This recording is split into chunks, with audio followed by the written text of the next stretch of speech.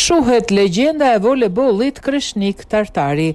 Është ndër nga jeta në moshën 83 vjeç Kreshnik Tartari, një prej emrave më të rëndësishëm në historinë e voleybollit shqiptar. Tartari si voleybollist me ekipin e Dinamos dhe përfaqësuese në kombëtare fitoi shumë tituj kampion dhe trofe të shumt, por emri Kreshnik Tartarit u lartësua edhe më shumë në sukseset e arritura si trajner.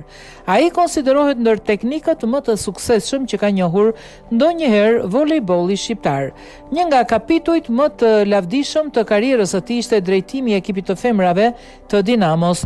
Në udhëheqjen e Tartarit, skuadra nisi në vitin 1974, një periudhë dominimi të jashtëzakonshëm duke fituar 20 tituj, po ashtu ekipi arriti rezultate historike dhe në garat europiane, duke siguruar një vend mes 4 skuadrave më të mira në kompeticionet kontinentale, ndërsa si trajneri i ekipit kombëtar, Tartari arriti të fitonte titullin kampion të lojrave mesdhetare.